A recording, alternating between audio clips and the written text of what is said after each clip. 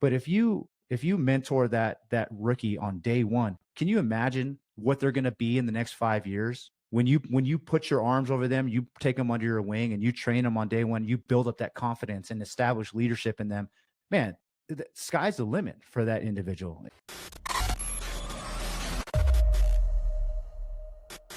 What's up, guys? Welcome back. Tailboard Misfits podcast, streaming now on Firefighter Nation with my co-host today, Preston Lyons from the Relentless Rejects podcast. Man, we're super excited to be here. Very honored to be streaming on this platform. And we're going to get going today, man. We got a good conversation planned, and I'm pretty excited for what today looks like. Preston, what's up, dude? Man, feeling really good, absolutely blessed. And like you said, honored just to have this opportunity to come on here and speak and represent Firefighter Nation and fire engineering and just the fire service as a whole. I know that's right, man. I know we kind of briefly discussed it. So in case you hear some lightning or hear some thunder in the background, it is currently storming its butt off here in East Texas. So we're going to roll with the punches, though, man. We're going to roll with them. Oh, yeah. It's beautiful out here in Colorado, 300 days of sunshine. So if anybody wants to come out, hit me up. Everyone knows Texas is better, though. No, man. So I guess what we really wanted to do is Preston and I, we've been running our own podcast now for a little bit. Preston's been pretty big on social media and kind of has his own platform established. And he recently started up his own podcast. And I've been running Tailboard Misfits for quite some time. And we really wanted to join forces and through this platform and just kind of develop a Q&A style episode where viewers like yourself can submit questions to us who, are both firemen in normal departments. I would say Preston nor I work in huge metropolitan areas, but our departments are decent size and we get the mix of both limited manpower and enough manpower to do what we want. And so along with those, you get the culture and you get leadership. And those are some things Preston and I are pretty passionate about, as well as getting to see a fair share of tactics and stuff like that and relying on mentors and the people that have done these things before us to really progress in what we're doing. And so through Firefighter Nation and Preston and I have talked, at great lengths of this, we're at least bringing one episode a month. And it's hopefully going to be just Q&A style where Preston and I collect some questions from friends, from social media to be able to answer and give a real life perspective on what firemen and really, I guess, even if we wanted to get into it, paramedics get into work at fire-based EMS. Yeah, just to piggyback off that, dude. I mean, you said you and I both have our own platforms, but at the end of the day, one individual is not interesting all the time. Everyone's going to hear your stories. Everyone's going to know your niche and your gimmick and all that. And eventually they're gonna be like, all right, I can stop listening to you now, and we definitely don't want that to be a thing. And that's why I think we're teaming up and we're also going to do the Q&A. Like you said, is that we definitely have our experiences and the things that we've encountered through our time in the fire service. But by allowing people to just throw in questions at us, it makes us dive deeper into not just our departments, but collaborating with what you and I have experienced, and then also being able to use our network and talk to our mentors and our friends to get good information to where we can pass it on to the fire service. Anybody that wants to know what these questions are and are looking for a good answer, we're going to try to deliver it to the best of our abilities. And like you said, we're not necessarily subject matter experts. We're just firefighters that truly care about, making an impact and making the fire service better for everybody. Well said. And, TBM at the root of it, my whole mission behind it was just, and I know it's kind of a blanket statement, but it is to add value to the fire service, specifically through shared experiences and then knowledge, right? And I think the Q&A is going to represent that perfectly because we're taking questions from people, whether they be problems or maybe they just want, another perspective on it and answering it through our experiences. So. Yeah, that's one thing that I found out the more I've gotten outside of my own department is my problems they're not unique. Everyone is dealing with very similar issues in their own organizations, and it's across the country. Yeah. And what's funny is even though like you said it 100% correctly, when we go to different classes or conferences, we typically play a game. at these classes or conferences, we find a fireman that represents someone at our fire department, because we're all the same. We're all the same. And just like that, we all have the same problems. We all have the same issues. We all typically, succeed in really good ways, but we also fail in the same exact ways as well. Yeah, and then also just for housekeeping, this is episode number 1. If you find value in this and you want to share the topics that we discuss and you think that it resonates with something that you've encountered or a fellow firefighter could find some value on it, share this episode.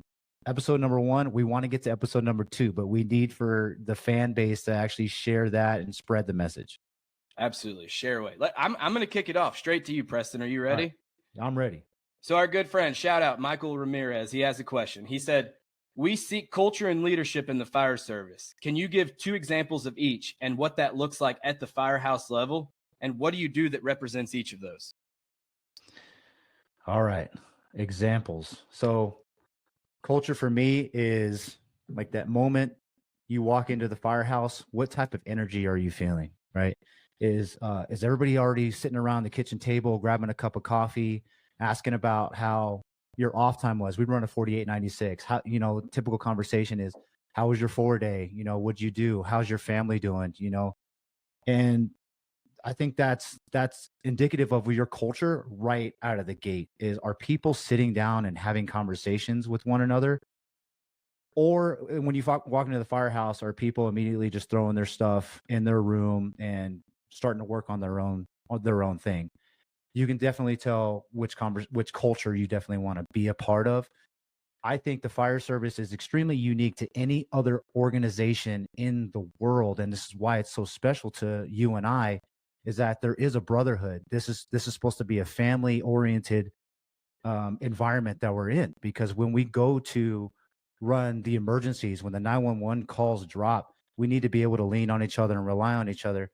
But if you don't have a good culture in the firehouse, if you don't have good relationships and trust, and you've built friendships with one another, it's just another work environment that everyone else goes into, right? If you don't want to embrace a good culture and that brotherhood in the fire service, you might as well go work in a cubicle or work at Starbucks, because that's pretty much the same thing with a bad culture. Leadership to me goes up and down the chain.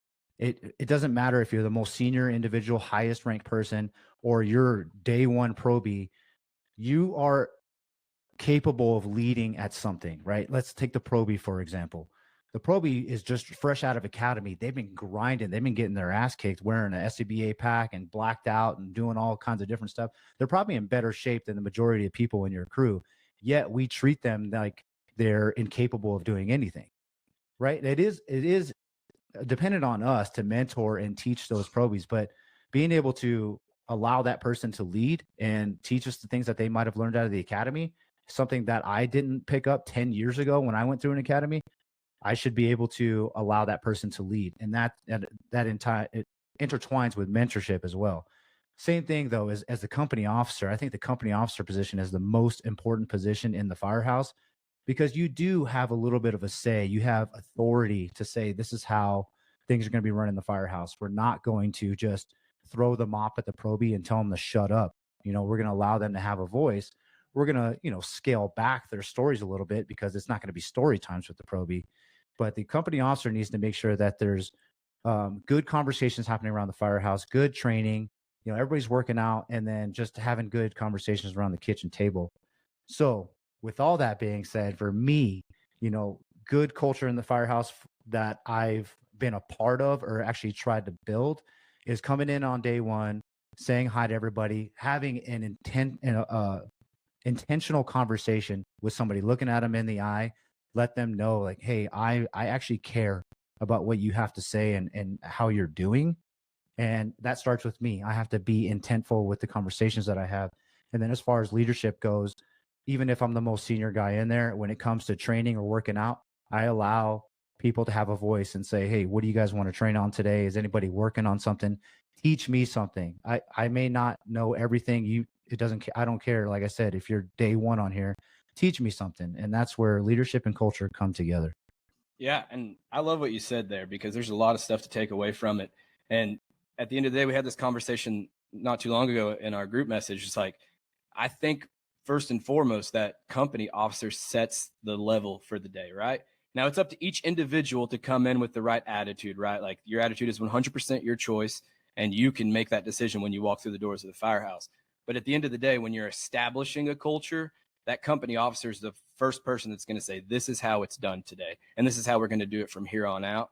And then, I mean, it's part of the culture, but that's the whole thing with leadership, right? Is he is setting the tone. He's leading by example. He's the one that's making sure that things are getting squared away, that the rookie's not getting, kicked on and pushed on, and really just there to be the housewife. But he's also involved with the training and stuff like that. One of my favorite things that company officers do for firefighters in particular, but anybody, is empower them to lead the training for the day. And we had that conversation as well. It's just like, man, like you don't know what kind of confidence that builds, and really like the trust that you build with the company officer, or as the company officer, whenever you say, hey, I know you've been here, 3 months, but you're leading this training today, right? Like that builds an enormous amount of confidence between those two people. Yeah, and a good way to build culture behind the scenes, right, is calling that probie the night before and say, "Hey, man, I got your back on this, but I want you to lead a training. Tell me about what you're passionate about. Tell me about what you're either working on, or what you're good at, or what you suck at, and then bring it to the kitchen table tomorrow when I ask about what you want to train on, and then I won't tell the rookie this, or I won't tell the new guy this, but as soon as we get off the phone, I'm texting or calling every other single person of the crew, and I say, "Hey, the new guy's leading training tomorrow. I want you guys to embrace it. And if they mess anything up, keep it to yourself until after the training, and then we can have a tailboard conversation about things that we could have done better, or the pros and cons of that training, and we're going to develop that person." Because I I emphasize this so much with our new people. It's so easy to beat up on them, right? They're the new guy. Of course, we're going to razz them. We're going to bust some balls. And that's part of the fire service. And that's, they got to be able to fit in with that as well, because dark humor is something that we actually implement in the fire service for our own mental health, whether that's good or bad. I mean, it's going to be there. And so they got to be able to conform to that a little bit. But if you mentor that rookie on day one, can you imagine what they're going to be in the next 5 years? When you put your arms over them, you take them under your wing and you train them on day one, you build up that confidence and establish leadership in them. Man, the sky's the limit for that individual. Imagine if we did that with every single person in the fire service. Right. And like you said, getting everyone else on board, because it just goes back to the old saying, like you learn one, you do one, you teach one, right? Like he's already learned the skill or the subject, and he's probably done it, right? And now you're going to teach it. And that's really how you master stuff. So I'm 100% on board with that. I think that was a phenomenal answer for that question. Yeah, I appreciate it, man. Are you ready for yours? So we maybe should have touched on it at the beginning here. Let's do it. All right, brother. So, Tailboard Misfits, right? It's something that you kind of inherited from your boy Gunner. And a lot of people were asking him exactly what a tailboard is, because when he was interviewing military people, we know what a tailboard is, but I want you to kind of first define tailboard. And then also the question for you is TBM only for backseat firemen? Why should other ranks or positions listen into what we are saying?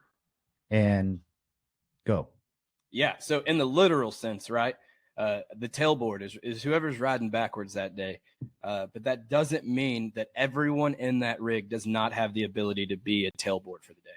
Our boy Josh Everett says it best, in my opinion. Like he might be riding that front right seat, but he's a tailboard just facing forward, right? He's going to go bury up. He's going to fight fire, that stuff. And when it comes to like, is this just for tailboard firemen? Like, no, like imagine the insight that a company officer is going to get from listening to how a couple like tailboard firemen actually think of things and feel things, right? The generational gap, generational leadership, all that stuff. Like we think of things differently. We process things differently. We want to know the why behind things a lot more. And so not to mention that in the fire service, we're learning all the time. You're never going to stop learning. And so through Q&As, like we might, someone that might be a company officer, someone that might be a driver, someone that might be a battalion chief, if they listen to this, I'm sorry. But they might gain some insight on some like real life, like issues that are going on with real firemen. These aren't fabricated questions. These are responses that we've gotten from people that work at career and volunteer fire departments that people are facing. So no, this isn't just for tailboard firemen. This is for everybody. Listen to it, share it. I mean, I'm hoping that this reaches everyone, but I want to make sure that the people that are engaged in this podcast really get the answers that they're looking for. Yeah, I agree with you wholeheartedly, is that it's not just for that backseat fireman. But if you, I've heard a couple times on the scrap, Scott Thompson talks about this a lot. He says, you know, I'm a fireman first. It doesn't matter what rank I'm in. I'm a fireman. That's actually where all of us got our start, right? Is riding that back seat. And if you get too far up the chain of command and you're not connected with those backseat firemen, you're not relatable.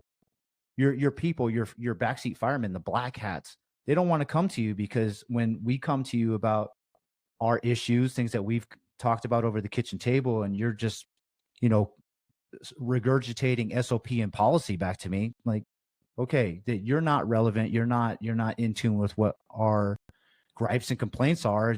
There's no other better way to say it, but you know, they're real issues for us, and this is where the TBM addresses those issues, and then hopefully those people up the chain of command are actually listening to them, and you know, they're like, all right, they got these are the concerns in the fire service, and we got to address it, because the higher up the chain you go, you have all the authority, but you have none of the knowledge, right? The guys on the back seat, the guys that are out on the streets, we're running the calls, we see the buildings, we're pulling the hose lines, we're throwing the ladders. You know, we have more perspective on what's actually going on in the fire service, but we have none of the authority. We have none of the say. So closing that gap, using Tailboard Misfits to be able to close that gap and deliver the same message, man, I think it's valuable. Yeah, and then not to mention like the tactical side of things, right? Like the fire service has changed so much, and we continuously grow, and we find, you know, through the development of like scientific things that we're figuring out through UL and stuff like that, like we're going to continue to grow.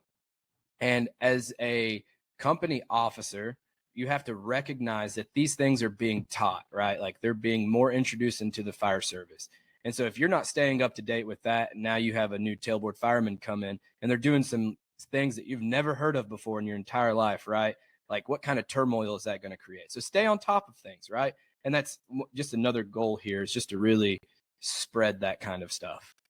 Yeah, I don't want to butcher the quote or the story, but it kind of goes like, you know, you got a major surgery coming up. You know, you have one surgeon come in the room and say, "Hey, I got my medical certification, you know, a physician's license 25 years ago, and I got an A." But they have not studied any of the new trends in technology and research as far as the medical field goes. But they got an A 25 years ago, versus the guy 25 years ago, the surgeon that got a C, got his physician's license, but he's been going to conferences, he's been enhancing his skill set, and he's been in the books learning the new trends, and he knows how to operate the new technology that's coming out. Like, which surgeon do you want performing a major surgery on you? I want the guy that got a C, but he just recently, you know, posted an article about, you know, new tech. Yeah, that's, I couldn't have said it better myself. I mean, Yeah. when I want to, you know, when I think of myself becoming a company officer in the very far future, is that's who I want to be. Like I want to still be as engaged then as I am now, learning just as much then as I am now, and really like making sure that I'm staying in contact with mentors that help me and everything like that, still going to conferences and classes. And the hope would be to like eventually bring people along with me, right? Mhm. Build the culture of getting outside, going to trainings and learning more than what's just taught locally. Yeah, you know, I got to give a shout out. I don't know if he'll ever hear this, but Chief Eddie Robinson from Cherokee Fire. I met him for the second time out in Pensacola, and he's the fire chief of Cherokee, and he always brings out a handful of guys from the department. And when I meet those firefighters, you know for a fact that they would take a bullet for their fire chief. He's a fireman's firefighter, he's a fireman's chief, and he cares so much about his people, and he's coming out to these conferences, right? He's not just the policy driven chief that's passing things down from his glass ivory tower in between golf tees, you know what I mean? Like, he's in it. He's there. And I think that's what we want to see up and down the chain. And we're not trying to knock company officers or chiefs or anything like that, but I'm just speaking on like that was a cool thing to see. Chief Eddie Robinson is doing the right thing out there in Cherokee.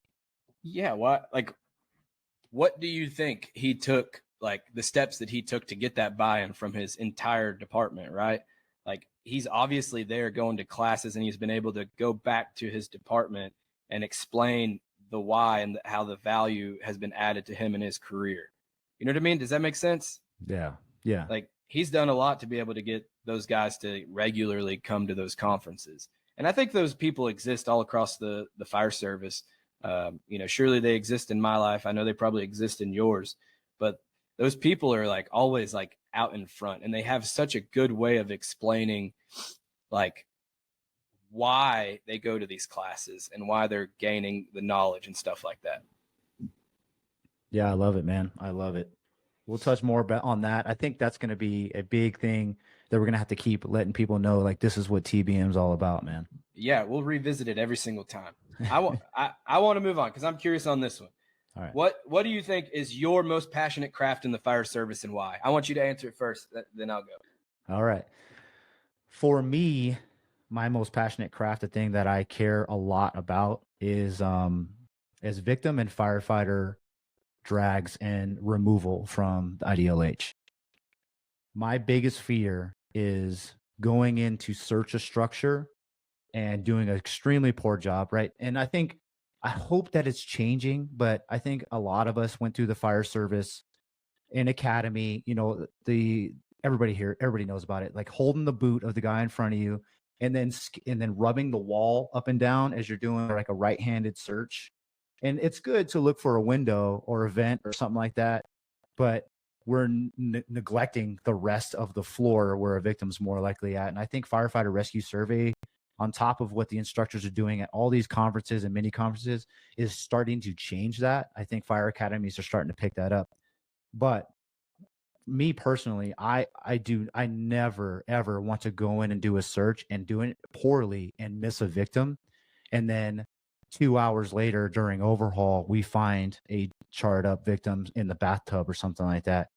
And more importantly, to build off that, let's say we do find a victim in the house, and now I'm struggling to get the victim out because I don't have proper drags and techniques, and I'm trying to do this freaking halo harness at 3 a.m. in smoked out environment, and I'm fumbling it around instead of practicing my skill set and being able to do whatever skill you want to do, whether it's webbing, whether it's dirty drags, doesn't matter, just have it mastered.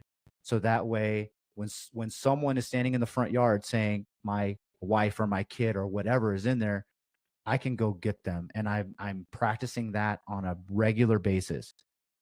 To add into that, firefighter removal from an IDLH, right? It doesn't matter what it is. It could be heart attack, you bled through your air bottle or your air cylinder, or you're disoriented, or wire entanglement. It doesn't matter how you're still in the structure.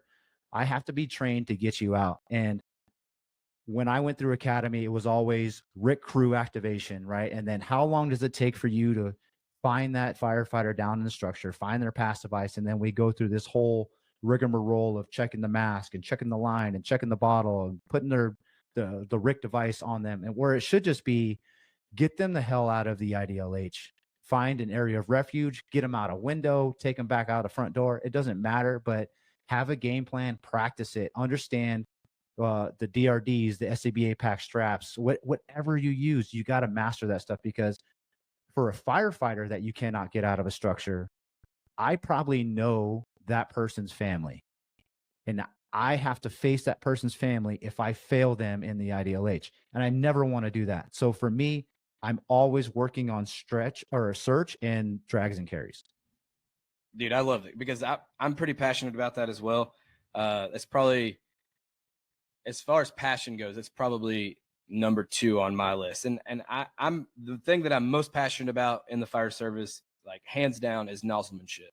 And I'll tell you why. Because there's people like yourself, right? They love the search, and I love search too. I love, victims, victim drags, victim removal, all that stuff. But like that, it's sexy, so everyone focuses on that, right? Like that's you're the hero in that scenario. But what people don't talk about is how they are allowed to continue to search, continue to safely remove the victim, right? And it's because there's some dude that hopefully knows what they're doing on the nozzle, putting water where it's supposed to go. There's a big argument that we're not going to get into. I'm not saying anything about which one comes first. Like, I think we all know, but in my arena, like, everything happens simultaneously, so the argument is obsolete for me. But without an effective nozzleman, like, you're not going to be able to create and maintain survivable space. You're not going to provide the coverage that search crew needs when they do, and if they do find a victim. And so for me, it's learning everything I can about water, about nozzles, about hoses, about flowing and moving, and when to flow and move, and smoke, right? Like, going to all these classes for that. I think without a doubt, that's what I'm most passionate about, and being able to flow and move, from the Camella and transition into the hip grip, right? Because they both have their advantages and disadvantages. Knowing where to go if you locate, a victim on the hose line. Knowing, appreciating a well-staffed hose line to be able to make the seat of the fire, quicker with better placement of water. Man, all these things, right? Like, that's what I'm most passionate about, because at the end of the day, like, rescue is the objective. We've heard that 100 times. And yes, search is very, very, very important. And it needs to be done, because if you don't search, you're not going to find. But you have to have someone on the nozzle that knows what they're doing. So I'm going to stir the pot, brother. You ready? No. So the thing that I've been preaching with guys, and I'll pull up different images of house fires with heavy fire involvement and one searchable window. And obviously you got to prioritize whether to getting a line or a search. And let's just even call it a bread and butter structure fire with maybe one or two room and contents fires, but the structure has some smoke involvement. Once again, I was taught to drag the hose line in, find the glow, and put the fire out, and then ventilate and get out of the structure. Maybe do a little half-ass search off the hose line or something like that. But now what I've been trying to preach to people is that, look, the hose line is there for you to be able to get a good knock on the fire and control that fire to allow other firefighters to be able to conduct a search of that structure. Even if the structure is 70% involved, sure, if I have the manpower, go ahead and pull a hose line so you can check that fire. Allow my guys to get into that one window right there. Everything else is on fire. Allow my guys to get into that one window and search it. And then, yeah, we'll go into fire control and extinguishment. But I truly believe in that life safety over fire extinguishment and property incident stabilization. It's a hard message to understand, because I do believe in what you're saying is like, yeah, the Andy Furtick's like, get a hose line at the seat of the fire and everything gets better. But we've both been in structure fires where even if you put that fire out, you're still in an IDLH, you're still in a smoke filled environment. And firefighter rescue survey is showing that, if you can get to a victim within 4 minutes of arrival, their ability to, be recovered and save a life is higher. And so I've been trying to teach guys to be aggressive at finding that seat of the fire and get there. But your job isn't necessarily to just extinguish the fire. It's to check that fire to allow people to get in there and search that structure. So we're just stirring the pot a little bit. I don't know how you feel about it, but that's my 2 cents. I'm going to answer it easily, just because, like, I know that people aren't as fortunate, but where I work, like, we're so on top of each other, dude. Like, we can accomplish both at the same time. Like, 9 times out of 10, the hose line and the search crew are going through the door at the same time. Or, the search crew's bailing in through a window as the hose line's going through the front door. We can accomplish that.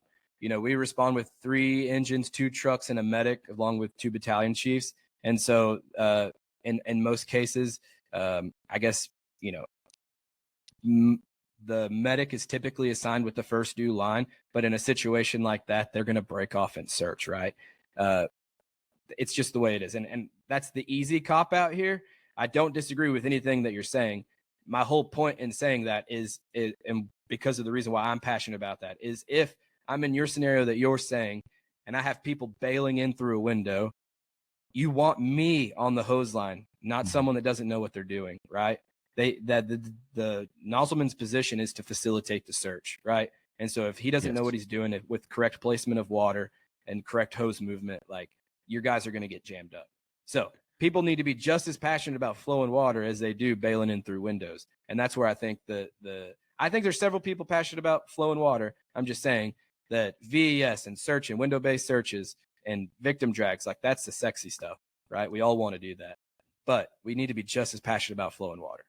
Yeah, I'll tell you, man. The first time I got to train with Kyle Romagus, and he taught me flowing and moving, and obviously when to flow and move. You don't just do it all the time, but Mm. mastering certain grip, whether it's hip grips, Camella, they call it lock off in certain areas, but mastering that ability to do so, it's a beautiful art. I get what you're saying, and especially if we're not dealing with any life safety and search or anything like that, and you are on the nozzle, right? That's your baby. That's your job. You better be good at it. And the first time I got to train with Kyle Romagus, it's just like it blew my mind because I was just extremely average at getting a hose line to the door and terrified of actually flowing and rounding corners and stuff like that. And then I trained with Kyle, and I've been working on that craft ever since, and it's gotten better and better. And I'll even tell you a story, dude. We just last shift had some hose management training at our training center. And it initially started off with the crawl, walk, run, right? Like, hey, look, just coat and pants, sit here and flow.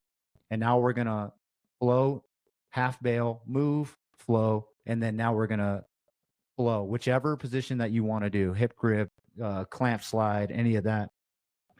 And I was definitely out there coaching these guys on how to do different. Because with the Camella, you can do. There's people that duck walk, right? There's people that just do one knee slide forward. There's people that drop a knee. There's a true art form for it, and like what you're saying, whatever you like, whatever is comfortable for you, master that shit. Because yeah, the nozzle man is a awesome position to be in. Yeah, and I think just to hit on that, like the first class I was able to take with Kyle, it was in Denver at Mile High, and before then, I thought I knew how to do the Camella, and then showed up there and probably embarrassed myself, right? Like learning it from someone that teaches it so well makes the world of differences. I mean, I went to nozzle forward, and we teach the hip grip at my department, and I thought I knew how to do that, but learning it from Aaron Fields himself, like just a few tweaks in the posture, whatever you want to call it, like dude made the world of differences. So like you're gonna get those little tidbits there, here and there. But yeah, I mean, like I'm not disagreeing. Like I love the search aspect of it. Like I think we need to have super aggressive search tactics. I'm just saying, like, if we're going to be so all in on search, like we need to be just as passionate about water, just as passionate about it. Especially whenever, like in my scenario, right, like we're piling in on top of each other. I mean, we're gonna have two engines and a truck and an ambulance there pretty quickly, regardless of where you are in my city. So, What are your thoughts on establishing a water supply? Where in the line does that happen for you guys? yeah, that's late in the game for us, Okay, man. cool. Yeah, unless the plug's sitting right in front of the house, which happens, like it's late in the game. We're gonna booster back up Yeah, the you're majority of the time. cool. Yeah, your engineer can always hand jack a hydrant or something like that. But yeah, pushing it down to at least like third arriving or something like that. I Yeah, do I do tell my crew though, man. I'm like, look, if we're riding down the road to a structure fire and you see a massive black column of smoke, I was like, we may bump up that a water supply up the sure. line a little bit if we're dealing with heavy smoke. But obviously, you can't necessarily make that judgment call until you're on scene and you need to get a proper 360 and a good size up of the structure. But then once again, like we're gonna Yeah. try to consider life safety at the same time. Yeah, I think most residential structure fires, until you start really getting into like the McMansions, like huge houses, like you can forego that water supply, at least, for the first two engines, which I think this kind of leads into probably our next question, right? Like what do you think that the true truck and true engine combination like works in the suburban setting? So yeah, this is the thing that Colony Fire is known for, right? Chief Scott Thompson. There's a few, maybe like a couple suburban fire departments in the state of Colorado that does a true engine and truck combination out of the firehouse. My department isn't one of those. I think what you hinted on initially was having a 3 to 4 man engine crew with a medic unit attached, which gives you two extra bodies that you can take to a structure fire, and that those medics or whoever's on the box could actually jump in on the hose line to give you hose management and searching capabilities, right? That's what we do. For the truck engine combo, you know, I think about Anthony Roette out there in Mobile Fire, and that's kind of how he operates. And I'm truly jealous of what they're able to do, because if you have that trunk and engine combination, you're able to train together in the same firehouse. You're able to talk about philosophies, and you kind of understand your roles on an incident before you're even toned out to one, right? So the engine, uh, I mean, there's so many tasks for us in the suburban fire setting, right? Especially like you said in those McMansons, uh, getting secondary means of egress, pulling the hose line, establishing a water supply, getting a search done, ventilation, vertical or horizontal, whichever that looks like.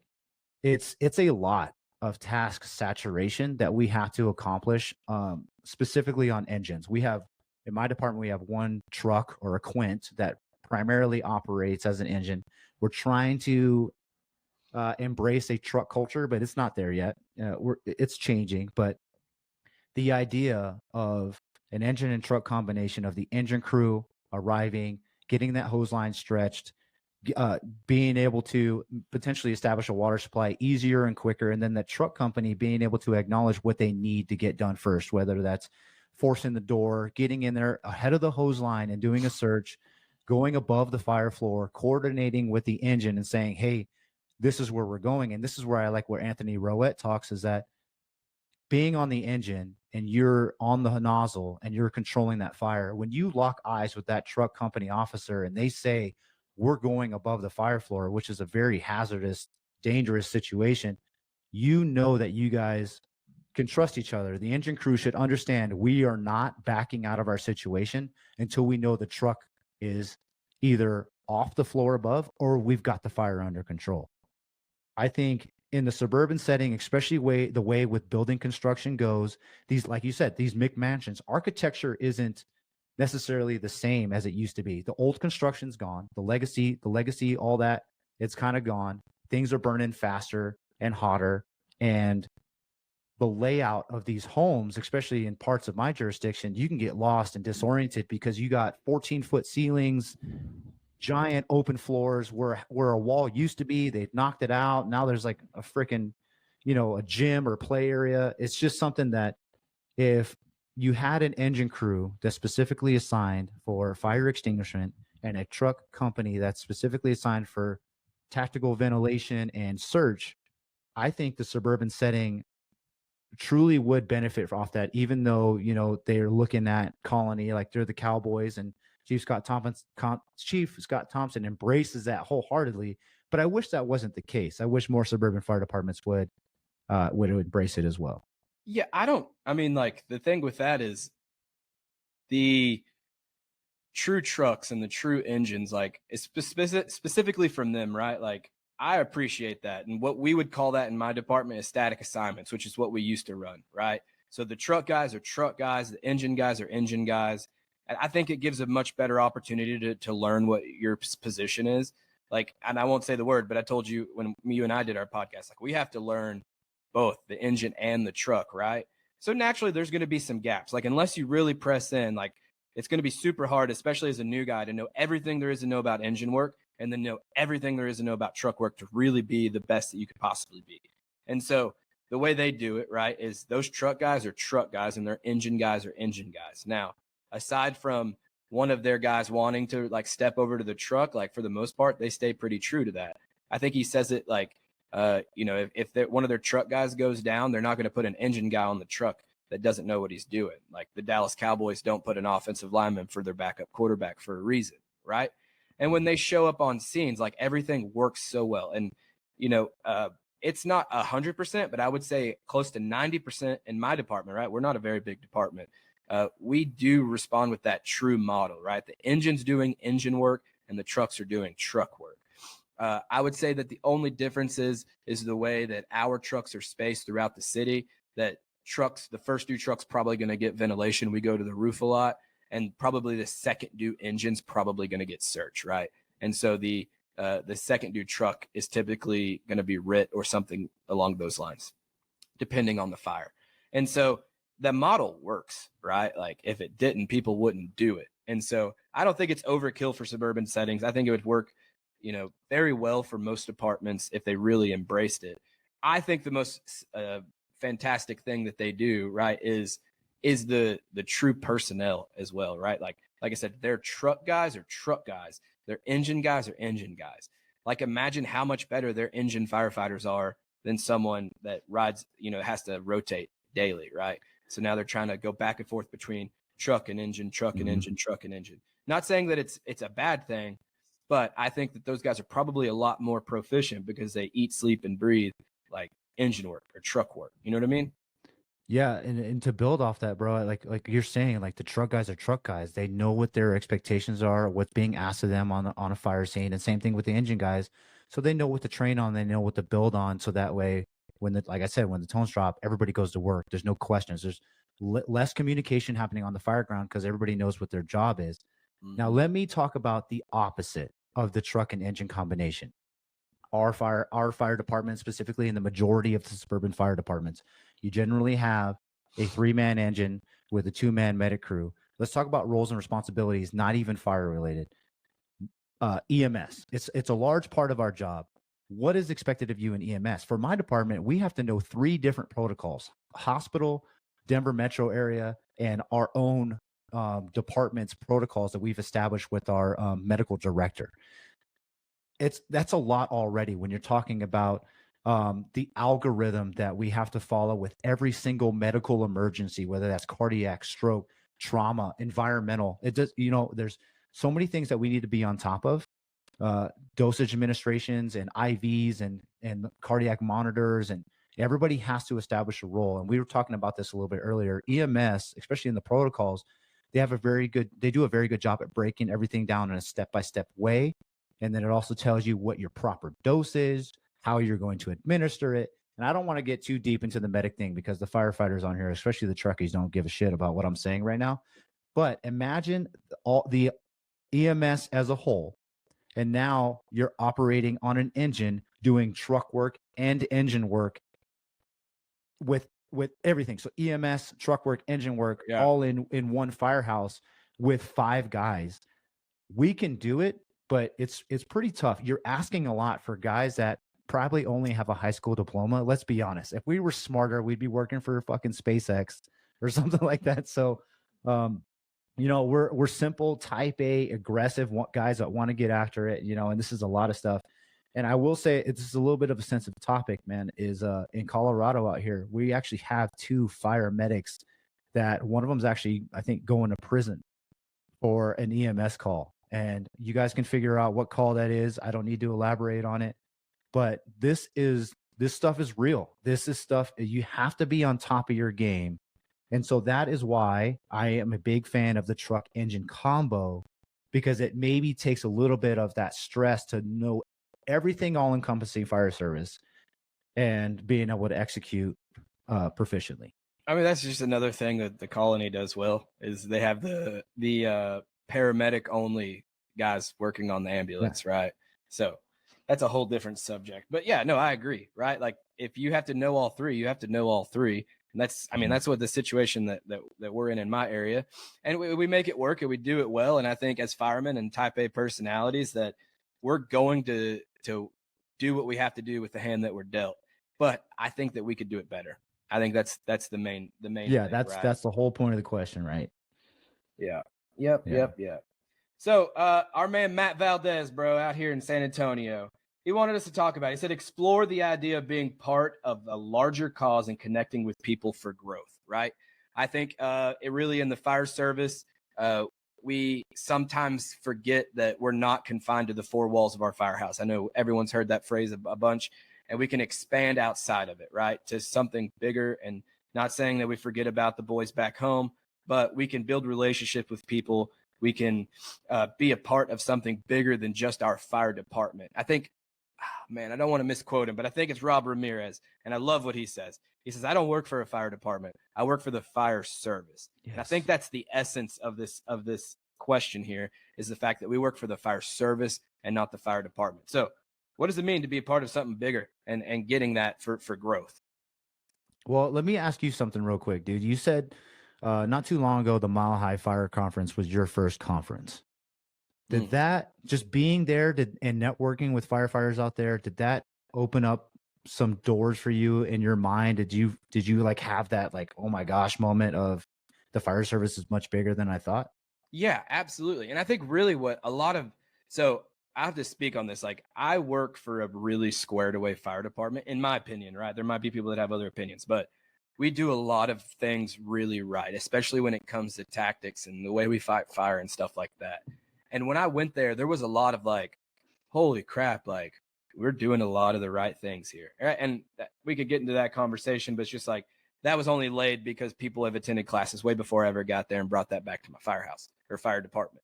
But yeah, I mean, I met so many guys, right? Like talking with different people and realizing, like we already hit on that everyone else was struggling the same way that we're struggling or having the same issues that we're having, and there's a lot of people going through the same um, steps that we're walking through at the same time, and then just building like that's how pretty much you and I connected, right? Mhm. Through the Mile High Conference. It was, I knew you were there. I don't think we met when we were there, but it was like, hey, I was just there, right? And so it really did open my mind up to be like, all right, I got to go to these other classes and other conferences because it was my first conference. And although, I host a podcast, I'm a little bit like shy, if you will. So I didn't like go out and like talk with a lot of people. But what I did get to do was staying at that host hotel. Like I had to talk with a lot of instructors. I mean, I talked with several guys from Brothers in Battle for hours at the evening time. And I think that's when I realized like, man, all these guys that are teaching and they're big in my eyes, they're firemen and like they can relate to me. And so I think that was one of the biggest takeaways for me. I got one more question for you and then I'll dive in. Okay. When someone walks up to you, let's say you're going to the grocery store and a citizen walks up to you and they say, "Thank you for your service." How does that make you feel? Oh, weird, dude. Like I always respond very respectfully, right? Like, oh, Yeah. our pleasure. Like, thank you for letting us serve you, more or less. But it's an awkward feeling, right? Because at the end of the day, like I would do this for free, Mhm. right? And pretty much what these people are thanking me for, aside from going to fires and responding to medical calls, is hanging out with the boys at the fire station. You know what I mean? Yep. So it's an awkward feeling. It's an awkward feeling. Yeah. So, dude, for me, I served 10 years in the Navy before I got into the fire service, right?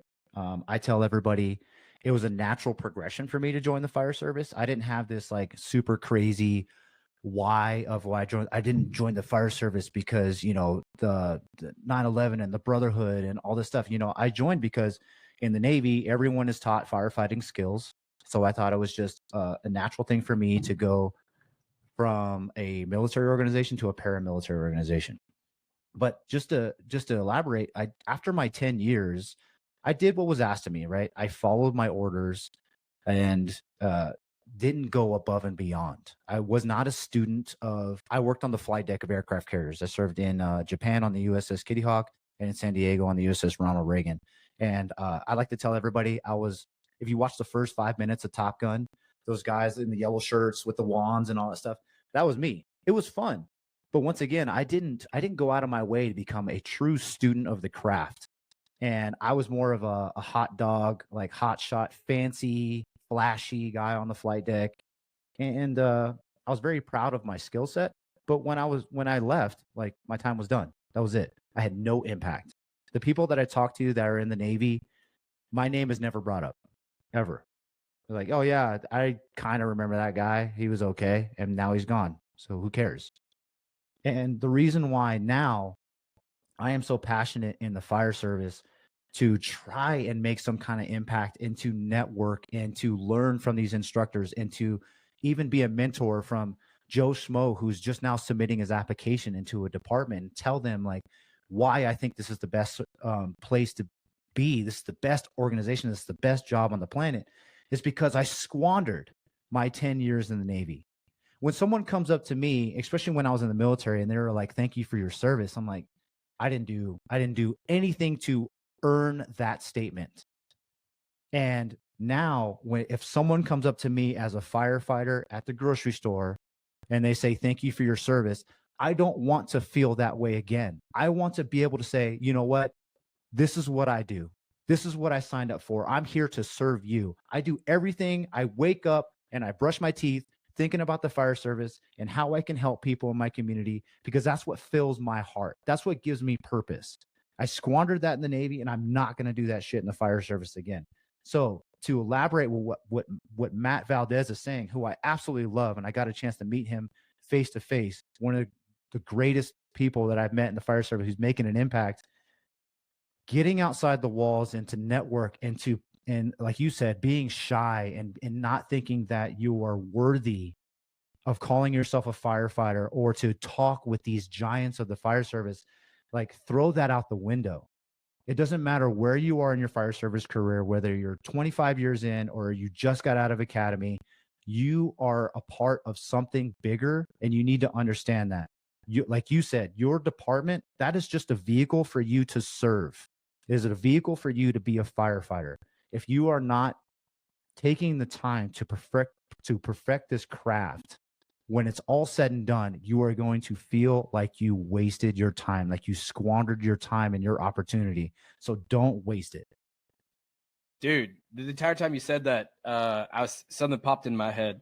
Real quick, we're coming up on the end of Memorial Day weekend, right? That was this past weekend, and super thankful for all the military personnel that really paid the ultimate sacrifice for us to be here and be goofy on a podcast, you know, for everybody else. But John Sparrow's post yesterday, one of the lines in it said, "Be an American worth dying for," right? And that really struck me because, and I think he even elaborated, like, he's going to do everything in his power to be an American worth dying for every single day, right?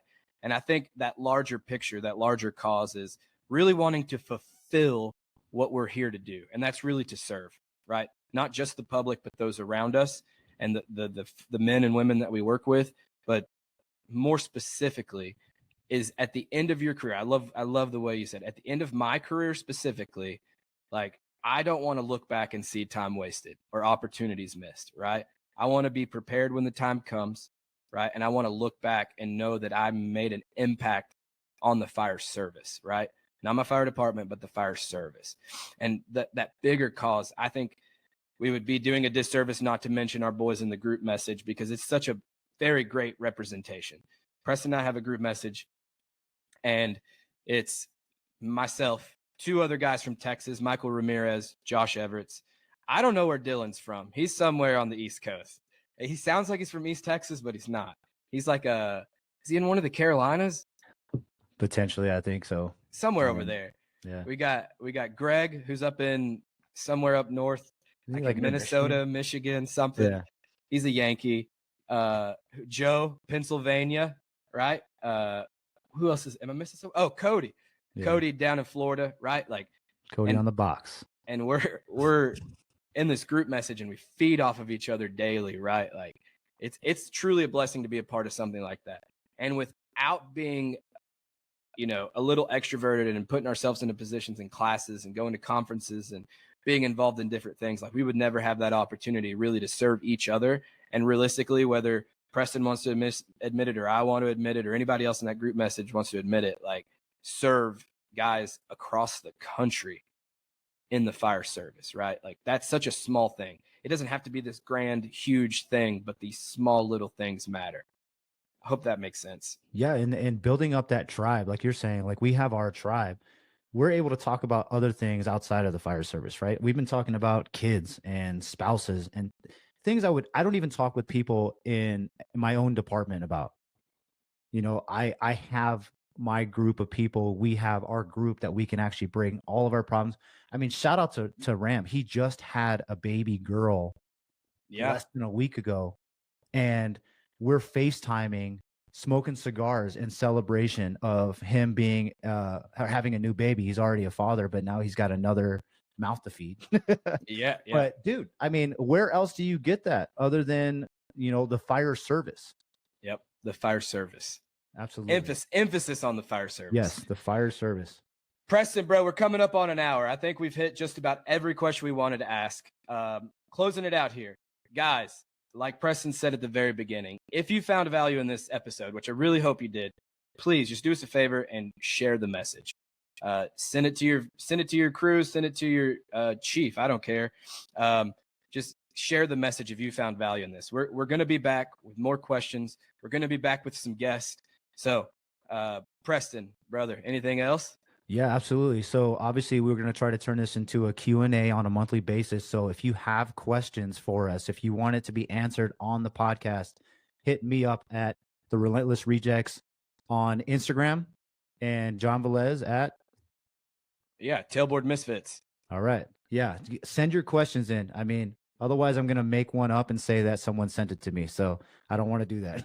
Yeah, dude. And by the way, Preston's absolutely killing the game right now. Check out his podcast. He's got a lot of great guests on there so far. And I know you got some more lined up. But make sure you check him out, Relentless Rejects podcast. Y'all are streaming everywhere, right? Yeah, absolutely. All right, man. Till next time, guys, thanks for watching, and we'll catch you on the next one.